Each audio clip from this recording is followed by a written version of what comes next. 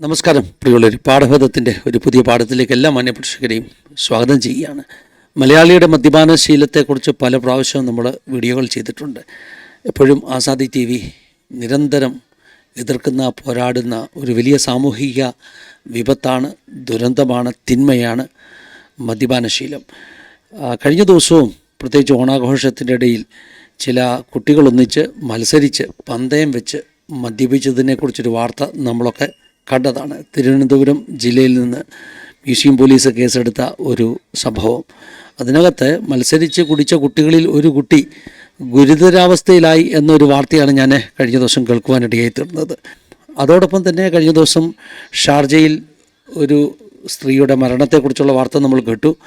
ആ മരണത്തെക്കുറിച്ചും ചർച്ച ചെയ്യുമ്പോൾ ആ സ്ത്രീയുടെ ഭർത്താവ് അദ്ദേഹത്തിൻ്റെ മദ്യപാനശീലത്തെക്കുറിച്ച് പ്രത്യേകം വാർത്തകളിൽ പരാമർശിച്ചിരുന്നു. ഈ രണ്ട് വാർത്തകൾ കണ്ടപ്പോൾ മദ്യപാനശീലത്തെക്കുറിച്ച് പല വീഡിയോകൾ ചെയ്തിട്ടുണ്ടെങ്കിലും ഞാൻ പറഞ്ഞല്ലോ, എപ്പോഴും എതിർക്കുന്ന സാമൂഹിക തിന്മയായതുകൊണ്ട് ഒരു പ്രാവശ്യം കൂടെ പ്രേക്ഷകരുടെ ശ്രദ്ധയ്ക്ക് വേണ്ടി, സാമൂഹിക ബോധവൽക്കരണത്തിന് വേണ്ടി മദ്യപാനശീലത്തെക്കുറിച്ച്, ഈ തെറ്റായ ഈ തിന്മയെക്കുറിച്ച് രണ്ട് വാക്കുകൾ പാഠഭേദത്തിലൂടെ പറയണമെന്ന് തോന്നി. ഞാൻ എപ്പോഴും പറയുന്നത് ആവർത്തിക്കട്ടെ, ഗവൺമെൻറ് പലപ്പോഴും ഇങ്ങനെയുള്ള തിന്മകളെ എതിർക്കാറില്ല. മറിച്ച് ഗവൺമെൻറ്റിൻ്റെ ഖജനാവ് നിറയ്ക്കുന്ന വലിയ ഒരു സ്രോതസ്സാണ് ഈ മദ്യത്തിൽ നിന്നുള്ള വരുമാനം. അതുകൊണ്ട് മദ്യ വ്യവസായത്തെ ഗവൺമെൻറ് പ്രോത്സാഹിപ്പിക്കുന്നു. മാത്രമല്ല, മദ്യം വിൽക്കുന്നവർ, മദ്യരാജാക്കന്മാർ, ഇവരൊക്കെയാണ് ഈ പൊളിറ്റിക്കൽ പാർട്ടികളുടെയൊക്കെ വലിയ ഫണ്ട് കൊടുക്കുന്ന ആളുകൾ. അതുകൊണ്ട് ഗവൺമെൻറ്റിന് ഇങ്ങനെയുള്ള തിന്മകളെ സംരക്ഷിച്ചേ മതിയാകുള്ളൂ. ഞാൻ ഏതെങ്കിലും ഒരു പർട്ടിക്കുലർ പൊളിറ്റിക്കൽ പാർട്ടിയോ ഗവൺമെൻറ്റിനെ കുറിച്ചോ അല്ല സൂചിപ്പിക്കുന്നത്. എല്ലാ ഗവൺമെൻറ്റിൻ്റെയും ശീലം ഇതൊക്കെ തന്നെയാണ്. നമ്മുടെ മദ്യനയം മാറിയേ പറ്റത്തുള്ളൂ. മദ്യപാനത്തെ പ്രോത്സാഹിപ്പിക്കുന്ന നയങ്ങൾ അല്ല നമുക്ക് വേണ്ടത്, മറിച്ച് മദ്യപാനത്തെ നിരുത്സാഹിപ്പിക്കുന്ന നയങ്ങളിലേക്ക് ഗവൺമെൻറ് മാറിയേ പറ്റത്തുള്ളൂ. ഒരു പുതിയ ശീലം മലയാളി പഠിച്ചേ മതിയാകുകയുള്ളൂ. അല്ല എങ്കിൽ നമ്മളുടെ കുഞ്ഞുങ്ങൾ വലിയ വിപത്തിലേക്കാണ് ചുവടുകൾ വെക്കുന്നത്. പ്രത്യേകിച്ചും മദ്യം കൂടുതൽ കുടിക്കുന്ന സംസ്ഥാനങ്ങളിൽ ഒന്നാണ് കേരളമെന്നത് നാം മനസ്സിലാക്കണം. ഇത്രയും സാക്ഷരതയുണ്ടെങ്കിലും, ഇത്രയും വിവരവും വിദ്യാഭ്യാസവും ഒക്കെ ഉണ്ടെങ്കിലും, മറ്റു പല കാര്യത്തിലും കേരളം ഒന്നാമതാണെങ്കിലും മദ്യപാനം എന്ന തിന്മയുടെ കാര്യത്തിലും കേരളം ബഹുദൂരം മുൻപോട്ട് പോകുന്നു. കേരളം ഒന്നാം സ്ഥാനം നേടുവാനുള്ള വലിയ താല്പര്യത്തിൽ നിൽക്കുന്നു എന്നുള്ളത് ദുഃഖത്തോടു കൂടെ പടവാൻ മാത്രമേ കഴിയുള്ളൂ. ഈ കുട്ടികൾ, അതായത് പ്രായപൂർത്തിയാകാത്ത ഈ കുട്ടികളും ബെപ്കോയുടെ ഔട്ട്ലെറ്റിൽ നിന്നാണ് മദ്യം വാങ്ങിച്ചത് എന്നൊക്കെയാണ് വാർത്തയിലൂടെ എനിക്ക് അറിയുവാൻ കഴിഞ്ഞത്. എങ്ങനെയാണ് ഇങ്ങനെ കൊച്ചുകുട്ടികൾക്ക് മദ്യം വിറ്റതെന്നത് തന്നെ ഒരു വലിയ ചോദ്യമാണ്. ഇതിന് നമുക്ക് ആരെയാണ് കുറ്റം പറയേണ്ടത്? മദ്യം വാങ്ങിച്ച കുട്ടികളെയാണോ, അതോ മദ്യം കുടിപ്പിച്ച കോർപ്പറേഷനെയാണോ, അതോ ഇതിനെയൊക്കെ പ്രോത്സാഹിപ്പിക്കുന്ന സർക്കാരിനെയാണോ?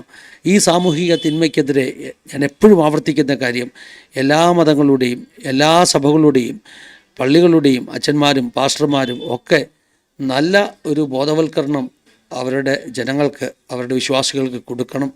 മതങ്ങൾക്ക് മനുഷ്യൻ്റെ മേലുള്ള സ്വാധീനം മനുഷ്യനെ കൊണ്ട് ഇൻടോളറൻസോട് പ്രവർത്തിപ്പിക്കുവാൻ, തമ്മിൽ അടുപ്പിക്കുവാൻ മാത്രമല്ല വേണ്ടത്, തിന്മകളിൽ നിന്ന് മനുഷ്യനെ മോചിപ്പിക്കുക എന്നുള്ളത് മതങ്ങളുടെ വലിയ ഉത്തരവാദിത്തമാണ്. പ്രത്യേകിച്ചും എനിക്ക് പറയാനുള്ളത് ക്രിസ്തീയ സമൂഹത്തോടെയാണ്. നമ്മുടെ സമൂഹത്തിൽ, അതായത് പള്ളികളിലാകട്ടെ മറ്റെവിടെയുമാകട്ടെ, ഇങ്ങനെയുള്ള തിന്മകൾ ചെയ്യുന്നവരെ ഒരു കാരണവശാലും പ്രോത്സാഹിപ്പിക്കരുത്. അതിനെ നിരുത്സാഹപ്പെടുത്തുന്ന പ്രവർത്തികൾ പള്ളികൾ, പട്ടക്കാർ ഒക്കെ എടുക്കണം. ഇത് വളരെ ഇമ്പോർട്ടൻ്റ് ആയിട്ടുള്ള, വളരെ പ്രധാനപ്പെട്ട ഒരു കാര്യമാണ്. നമ്മുടെ സമൂഹം ഒന്ന് മാറി ചിന്തിക്കുവാൻ തുടങ്ങിയാൽ, ഒന്ന് മാറിയാൽ, വിശുദ്ധിയും പവിത്രതയും എന്താണെന്നൊക്കെ വേദോസത്തിൽ നിന്ന് പഠിപ്പിക്കുവാൻ തുടങ്ങിയാൽ, ഞാൻ വിശ്വസിക്കുന്നു കുറഞ്ഞപക്ഷം കേരളത്തിലെ ക്രൈസ്തവരുടെ ഇടയിലെങ്കിലും ഒരു മാറ്റമുണ്ടായാൽ കേരളത്തിലെ മദ്യപാന ശീലത്തിന് ഒത്തിരി വ്യത്യാസമുണ്ടാകും. ഓണത്തിന് മാത്രമല്ലല്ലോ നമ്മൾ കുടിക്കുന്നത്, ക്രിസ്മസിനും ഈസ്റ്ററിനുമൊക്കെ നമ്മൾ ആഘോഷിക്കുന്നത് കുടിച്ചാണല്ലോ.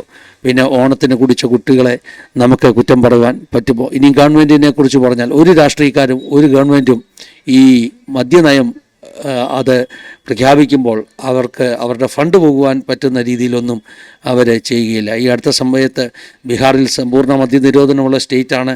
അവിടെ പ്രശാന്ത് കിഷോർ എന്ന് പറയുന്ന ഒരു പുതിയ രാഷ്ട്രീയ നേതാവുണ്ട്. പണ്ട് ഈ തെരഞ്ഞെടുപ്പ് സ്ട്രാറ്റജിയൊക്കെ തീരുമാനിക്കുന്ന ആളുകളെ, അതിനെ സഹായിക്കുന്ന പാർട്ടികളെ സഹായിക്കുന്ന ഒരാളൊക്കെയായിരുന്നു. ഇപ്പം പുള്ളി സ്വന്തം പൊളിറ്റിക്കൽ പാർട്ടിയൊക്കെ ഉണ്ടാക്കി ഇങ്ങനെ ഇന്ത്യൻ രാഷ്ട്രീയത്തിൽ ഉയർന്നു വരുവാൻ താല്പര്യപ്പെടുകയാണ്. ഈ പ്രശാന്ത് കിഷോറിൻ്റെ ഒരു ഇൻ്റർവ്യൂ ഞാൻ കണ്ടു. അദ്ദേഹത്തോട് ചോദിച്ചു, ബീഹാറിലെ മദ്യനയം നിങ്ങൾ മുഖ്യമന്ത്രിയായാൽ നിങ്ങൾ എങ്ങനെയായിരിക്കും അതിനെ കൈകാര്യം ചെയ്യുന്നത്? അദ്ദേഹം പറഞ്ഞു, ഞാൻ മദ്യ നിരോധനത്തെ പിൻവലിക്കും.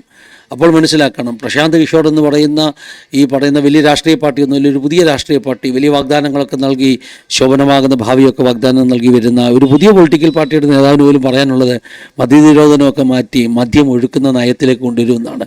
പ്രശാന്ത് കിഷോർ അങ്ങനെ പറഞ്ഞെങ്കിൽ പിന്നെ നമ്മുടെ ഈ പറഞ്ഞ പഴയ രാഷ്ട്രീയ നേതാക്കന്മാർ, തലമുതിർന്ന നേതാക്കന്മാർ, പഴയ പാർട്ടികൾ, അവരെക്കുറിച്ച് പറയാനുണ്ടോ? അവരും മദ്യം ഒഴുക്കുന്ന നയങ്ങൾ മാത്രമേ നമ്മുടെ നാട്ടിലൊക്കെ നടപ്പാക്കുകയുള്ളൂ.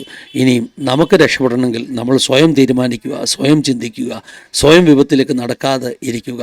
അല്ലാതെ ആരും നമ്മളെ ഈ തിന്മയിൽ നിന്ന് വഴിമാറ്റി വിടുമെന്ന് നമുക്ക് പ്രതീക്ഷിക്കേണ്ട, നമ്മുടെ കുട്ടികൾക്ക് പ്രതീക്ഷിക്കേണ്ട. നന്നാകണമെങ്കിൽ സ്വയം നന്നാകുക എന്ന് പറഞ്ഞുകൊണ്ട് ഈ പാഠഭേദത്തിന് വിരാമം കുറിക്കുകയാണ്. ദൈവം എല്ലാവരെയും സഹായിക്കട്ടെ, അനുഗ്രഹിക്കട്ടെ. God bless you all.